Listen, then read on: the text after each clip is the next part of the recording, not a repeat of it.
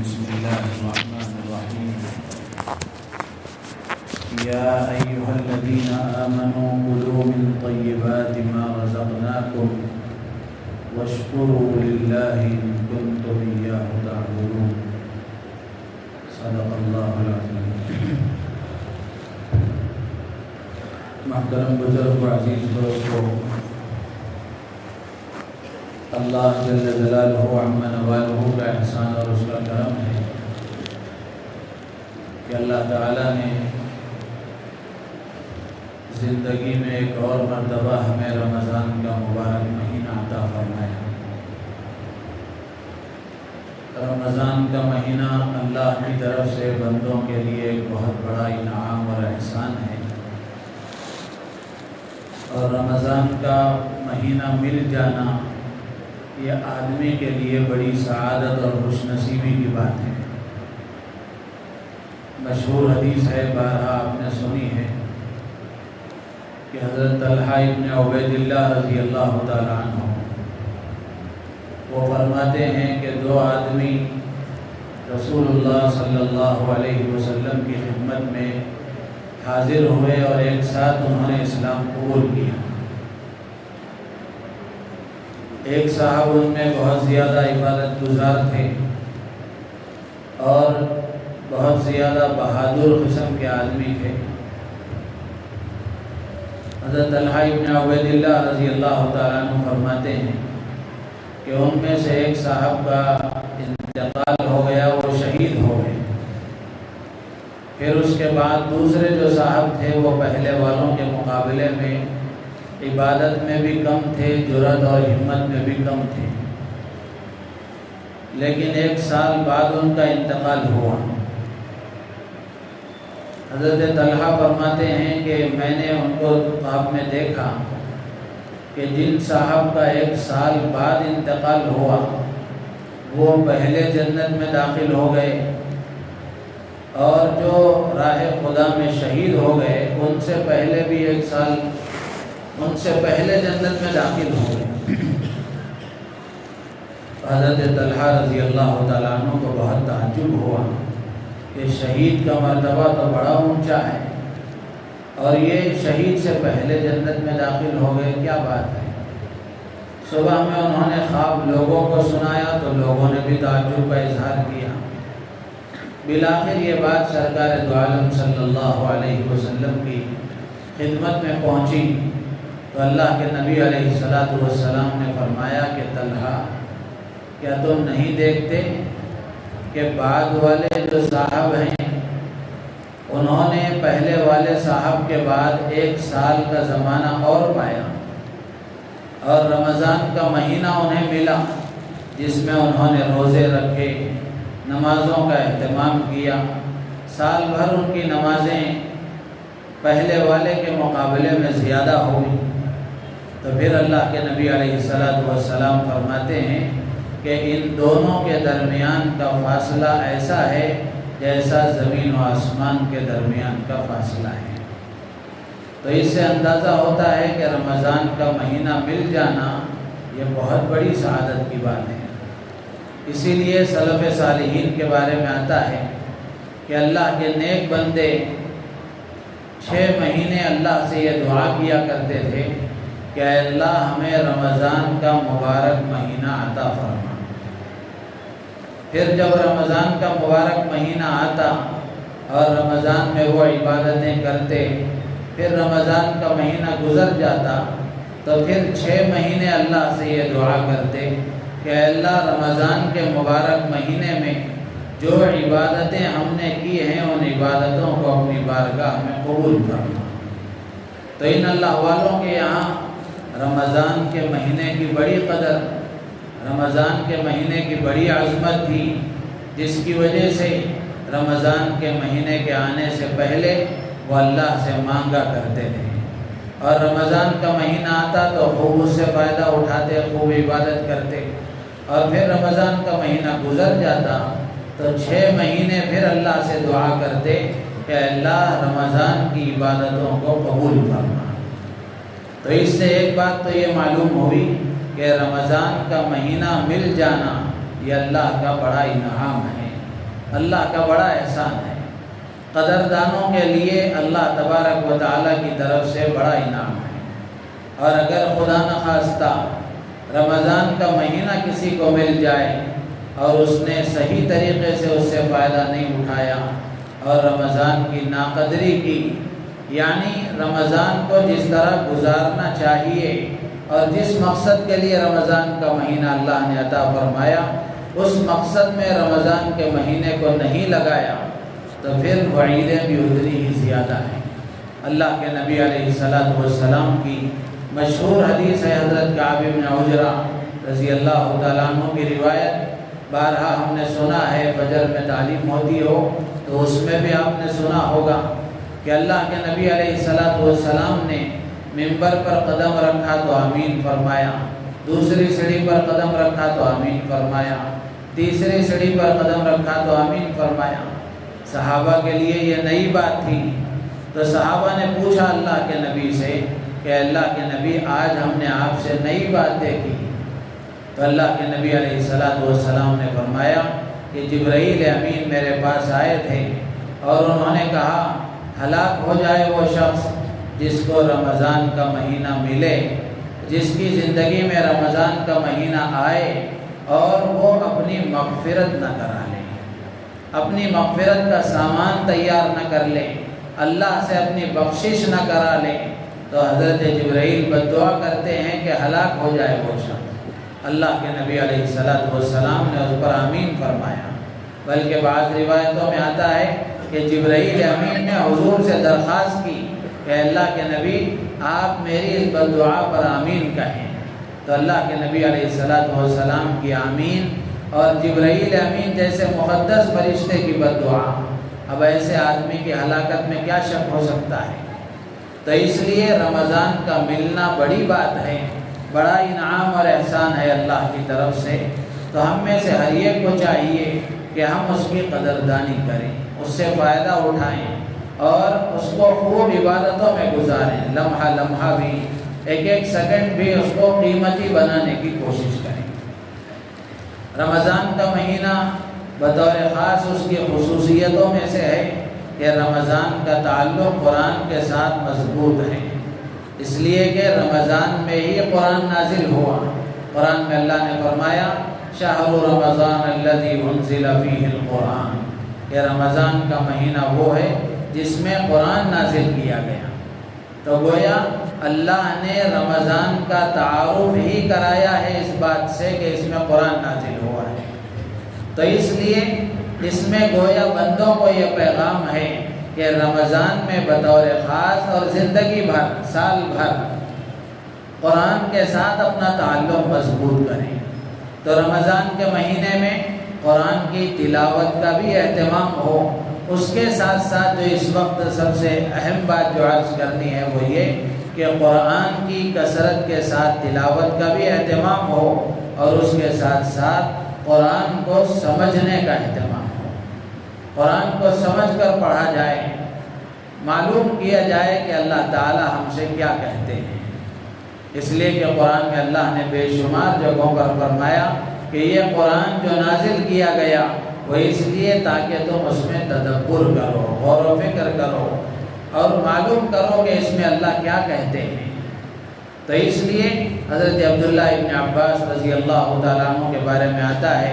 کہ حضرت عبداللہ ابن عباس رضی اللہ تعالیٰ عنہ فرماتے ہیں کہ جو آدمی قرآن پڑھتا ہے لیکن اس کو سمجھتا نہیں، تدبر نہیں کرتا، غور و فکر نہیں کرتا، تو حضرت عبداللہ ابن عباس رضی اللہ تعالیٰ عنہ فرماتے ہیں یہ ایسا ہے جیسے گدھے پر کتابیں لاد دی گئی ہیں، گدھے پر کتابیں لاد دی گئی ہیں، ظاہر سی بات ہے کہ اس کو ان کتابوں کا کوئی فائدہ نہیں ہے۔ اسی طریقے سے حضرت عبداللہ ابن عباس رضی اللہ تعالیٰ عنہ فرماتے ہیں کہ التفکر فی القرآن حیات للقلب، کہ قرآن میں غور و فکر کرنا، قرآن کو سمجھنا یہ دل کی حیات ہے، دل کے زندہ ہونے کی علامت ہے، دل کی زندگی ہے۔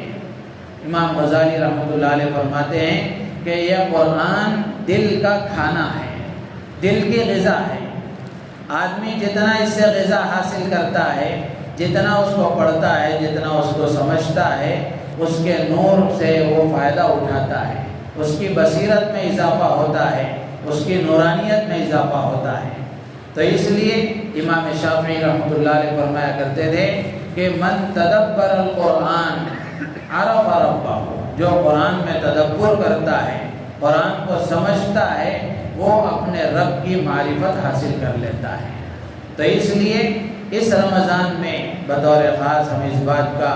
عہد کریں اور ارادہ کریں کہ قرآن کو سمجھنے کی کوشش کریں۔ ماشاءاللہ تھوڑا بہت رمضان میں قرآن کی تلاوت کا اہتمام ہوتا ہے، کچھ افراد ایسے بھی ہوں گے جو قرآن کو سمجھ کر بھی پڑھتے ہوں گے، لیکن امت کا عمومی مزاج قرآن کو سمجھنے کا نہیں ہے۔ اسی لیے حضرت حسن بصری رحمۃ اللہ علیہ فرمایا کرتے تھے کہ نزل القرآن لیتدبر ویعمل بہ۔ حضرت حسن بصری رحمۃ اللہ علیہ فرماتے ہیں کہ اللہ نے قرآن نازل کیا اس لیے تاکہ اس میں تدبر کیا جائے، اس پر عمل کیا جائے، لیکن فاتخذ الناس قراءته عملا، لوگوں نے صرف اس کے پڑھنے ہی کو ایک عمل قرار دے دیا ہے، پڑھنے ہی کو ایک عمل بنا دیا ہے۔ اس سے آگے بڑھ کر سمجھنے کی کوشش کرنا، اللہ کے نیک بندے حضرات علماء کرام نے مختلف زبانوں میں مختلف انداز سے قرآن کے آسان سے آسان ترجمے، آسان سے آسان تفسیریں لکھی ہیں۔ آسانی کے لیے ہر زبان میں، انگریزی میں بھی ہے، اردو میں بھی ہے، اور ہندی میں بھی میرے خیال سے ہوگی۔ حضرت مفتی تقی عثمانی صاحب دامت برکاتہم کی جو کتاب توضیح القرآن ہے یا آسان ترجمہ قرآن ہے، اس کو لے کر ہم پڑھنے کی کوشش کریں۔ ظاہر سی بات ہے، اس کا یہ مطلب نہیں ہے کہ آدمی اگر صرف قرآن کی تلاوت کرے گا تو اس کا کوئی فائدہ نہیں ہے، بلکہ قرآن کی تلاوت پر اللہ کی طرف سے ضرور اجر و ثواب ملے گا، لیکن قرآن صرف تلاوت کے لیے نہیں آیا ہے، بلکہ تلاوت سے آگے بڑھ کر سمجھنے کی بھی کوشش کرنا چاہیے۔ اسی کے لیے ایک مختصر طور پر تراویح کے بعد 10-15 منٹ آپ کے سامنے کسی نہ کسی آیت کے سلسلے میں کچھ باتیں عرض کی جائیں گی۔ جو آیت میں نے پڑھی، اس میں اللہ تعالیٰ فرماتے ہیں یا ایھا الذین آمنوا کلوا من طیبات ما رزقناکم، کہ اے ایمان والو جو پاکیزہ چیزیں ہم نے تمہیں دی ہیں ان کو کھاؤ، واشکروا للہ، اور اللہ کا شکر ادا کرو۔ اللہ تعالیٰ نے 2 حکم اس میں دیے ہیں، ایک پاکیزہ اور حلال چیزوں کو کھانے کا اللہ نے حکم دیا ہے، اور دوسرا حکم اللہ دے رہے ہیں کہ تم اللہ کا شکر ادا کرو۔ ایک تو حلال روزی اور دوسرا اللہ کا شکر، دونوں کے درمیان میں ربط اور تعلق ہے۔ حضرات مفسرین فرماتے ہیں کہ اللہ تبارک و تعالیٰ نے یہاں حلال روزی کو استعمال کرنے کا اور پھر اس کے ساتھ شکر ادا کرنے کا حکم دیا ہے، تو ان دونوں کے درمیان میں ربط ہے۔ وہ اس طرح کہ آدمی حلال غذا استعمال کرتا ہے، حلال روزی کماتا ہے اور حلال روزی کھاتا ہے، تو اللہ کے شکر کی اس کو توفیق ہوتی ہے، نیک اعمال کے توفیق اس کو ہوتی ہے، اس کے جذبات اچھے ہوتے ہیں، عمل کا شوق اس کے اندر پیدا ہوتا ہے، اللہ کے بندوں کو، اللہ کے ضرورت مند بندوں پر اپنا مال خرچ کرنے سے اس کا جی خوش ہوتا ہے، اللہ کی عبادت کرنے میں مزہ آتا ہے۔ اور اگر غذا حرام ہو گئی تو پھر اس کا نتیجہ یہ ہوتا ہے کہ اچھے کاموں میں دل نہیں لگتا، عبادتوں میں دل نہیں لگتا، اور یہ مال اللہ کی رضا کے لیے خرچ کرنے کو طبیعت نہیں چاہتی۔ اسی لیے حضرت سفیان ثوری رحمۃ اللہ علیہ فرمایا کرتے تھے کہ حرام مال سے صدقہ کرنا، حرام مال سے صدقہ کرنا ایسا ہی ہے جیسے کسی کپڑے پر پاخانہ لگا ہوا ہو تو اس کو پیشاب سے دھونا۔ کسی کپڑے پر پاخانہ لگا ہوا ہے، آدمی اگر اس کو پیشاب سے دھوئے گا تو ظاہری طور پر جو نجاست پاخانے کی ہے وہ تو ختم ہو جائے گی، لیکن کپڑا پاک نہیں ہوگا۔ بالکل اسی طریقے سے آدمی اگر حرام مال سے صدقہ کرے گا تو وقتی طور پر کسی غریب کی ضرورت پوری ہو جائے گی، کسی ضرورت مند بندے کا بھلا تو ہو جائے گا، لیکن صدقے کا ثواب نہیں ملے گا، صدقے کی برکتیں حاصل نہیں ہوں گی، صدقے کے جو اثرات اس کی زندگی میں مرتب ہونے چاہیے وہ مرتب نہیں ہوں گے۔ اسی لیے آدمی کو چاہیے کہ وہ حلال روزی کا استعمال کرے، حلال روزی کمانے کی کوشش کرے، اور حلال روزی کے لیے آدمی کوشش کرتا ہے تو اس کے بھی بڑے فضائل ہیں، اس کے بھی بڑے فضائل ہیں۔ اللہ کے نبی فرماتے ہیں التاجر الصدوق الامین مع النبیین والصدیقین، کہ سچا تاجر، امانت دار تاجر قیامت کے دن نبیوں کے ساتھ، صدیقین کے ساتھ اللہ اس کا حشر فرمائیں گے۔ تو کتنی بڑی بات ہے۔ تو اس لیے آج کی اس آیت کا خلاصہ یہی ہے، اور پیغام کے طور پر یہی بات ہے کہ ہم میں سے ہر ایک کو اس بات کی کوشش کرنا چاہیے کہ ہماری غذا حلال ہو، ہم حلال کاروبار کریں، حرام سے بچنے کی کوشش کریں، اس لیے کہ یہ تو یقینی بات ہے کہ جتنی مقدر کی روزی ہے، آدمی کسی طرح بھی کوئی کتنے ہاتھ پیر کیوں نہ مار لے، ایک دانہ اس سے زیادہ ملنے والا نہیں، اور روزی اللہ ہی کی طرف سے حاصل ہونے والی ہے، اللہ ہی روزی دینے والے ہیں۔ تو آدمی کو چاہیے کہ وہ اللہ کی رضا والے راستے سے روزی حاصل کرے۔ اسی طرح آج کی تراویح میں سورہ فاتحہ پڑھی گئی، سورہ بقرہ پڑھی گئی، یہ سب بڑی اہم صورتیں ہیں۔ سورہ فاتحہ کی بڑی فضیلتیں اللہ کے نبی نے بیان فرمائی۔ سورہ فاتحہ کا ایک نام سورہ شفا بھی ہے، کہ آدمی یقین کے ساتھ سورہ فاتحہ پڑھتا ہے، اللہ تعالیٰ اس کو شفا عطا فرماتے ہیں۔ اللہ کے نبی علیہ السلام نے سورہ فاتحہ کے بارے میں فرمایا کہ یہ عظیم الشان صورت ہے، یہ بڑی عظمت والی صورت ہے۔ ایک اور روایت میں اللہ کے نبی فرماتے ہیں کہ ایسی صورت ہے سورہ فاتحہ کہ اس سے پہلے نہ تورات میں ایسی صورت نازل ہوئی، نہ زبور میں ایسی صورت نازل ہوئی، نہ انجیل میں ایسی صورت نازل ہوئی، نہ اللہ کے نبی فرماتے ہیں نہ قرآن میں ایسی صورت نازل ہوئی۔ تو اتنی عظیم الشان صورت یہ سورہ فاتحہ ہے۔ تو اس کو یقین کے ساتھ جو آدمی پڑھتا ہے اس کو ہر بیماری سے شفا ملتی ہے۔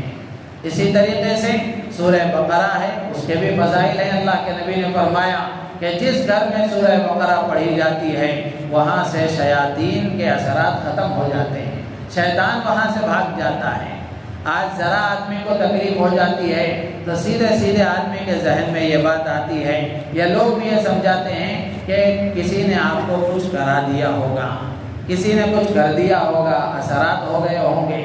اثرات کا ہونا، جنات کا اثرات کا ہونا یہ حق ہے، غلط نہیں ہے، لیکن ہر چیز میں یہی سوچنا اور ہر چیز میں یہی بات کا خیال لانا اور عمل کچھ نہ کرنا یہ اچھی بات نہیں ہے۔ تو آدمی اگر قرآن کی تلاوت کرنے والا ہوگا، سورہ بقرہ کا اہتمام کرنے والا ہوگا، تو اللہ تعالیٰ ہر برے اثر سے اس کی حفاظت فرمائیں گے۔ نفس قرآن کی تلاوت کے بے شمار فائدے ہیں۔ تو جو آدمی قرآن سے اپنے آپ کو وابستہ کر لے گا، قرآن سے اپنا تعلق مضبوط کر لے گا، دنیا میں بھی اس کے فائدے حاصل ہوں گے، آخرت میں بھی اس کے فائدے حاصل ہوں گے۔ اللہ تعالیٰ سے دعا ہے اللہ تعالیٰ ہم سب کو ان باتوں پر عمل کی توفیق عطا فرمائے، ہماری نیتوں میں اخلاص پیدا فرمائے۔ آمین وآخر دعوانا ان الحمدللہ رب العالمین۔ سبحان اللہ بحمدہ، سبحانک اللہم وبحمدک، اشہد ان لا الہ الا انت، نستغفرک۔